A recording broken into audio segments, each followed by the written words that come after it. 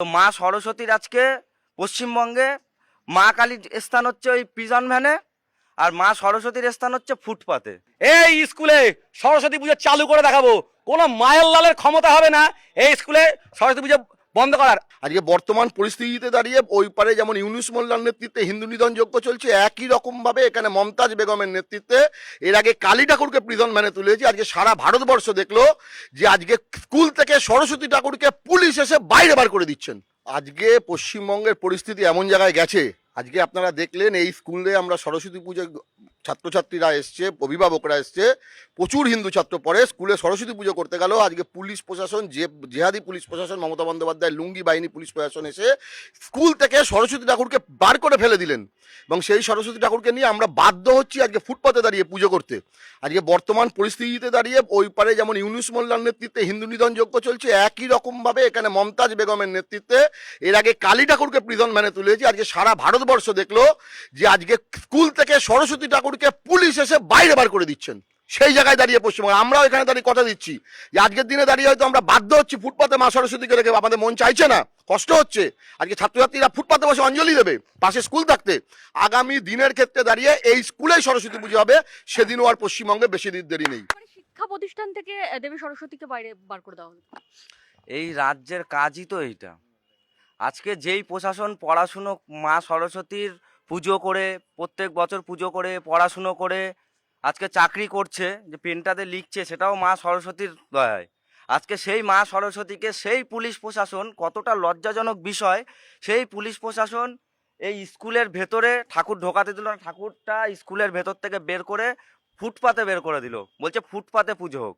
তো মা সরস্বতীর আজকে পশ্চিমবঙ্গে মা কালীর স্থান হচ্ছে ওই পিজন ভ্যানে, আর মা সরস্বতীর স্থান হচ্ছে ফুটপাতে।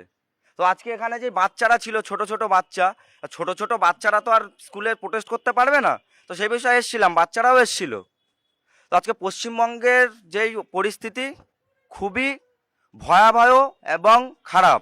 আজকে যদি এখনও এই হিন্দু মা বোনেরা, ভাই দাদারা যদি এখনও এই পরিস্থিতির পরেও যদি এরা না জাগে, তাহলে সবাইকে সবার উদ্দেশ্যে একটা কথাই বলবো যে আপনারা টোপলাটোপলি গোটান, আর 5 বছর আর 2 বছর পরে এই পশ্চিমবঙ্গ ছেড়ে অন্য জায়গায় পালানোর জায়গা তৈরি করে নিন, এখনো যদি আপনারা ঘুমিয়ে থাকেন। দেখছি চাকরি প্রার্থীরা রাস্তায় বসে আছে, অপরদিকে আমরা দেখি ফুটপাতে সরস্বতী পুজো হচ্ছে, কি বলবেন? আমি সত্যি কথা বলতে তমশ্রী আজ কথা বলার মতো অবস্থা নেই, কারণ আমি মানসিকভাবে খুব আঘাত পেয়েছি। এইটা হচ্ছে স্কুল, তার থেকে বড় করে একটা মা সরস্বতীর মন্দির।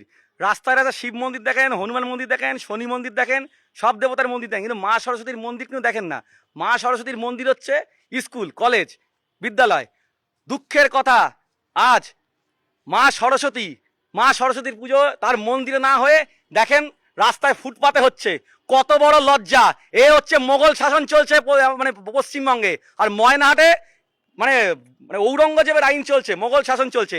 আমি বলে রাখি, এই এলাকায় সম্পূর্ণ টিএমসির মদতে এই পুজো বন্ধ করা হয়েছে।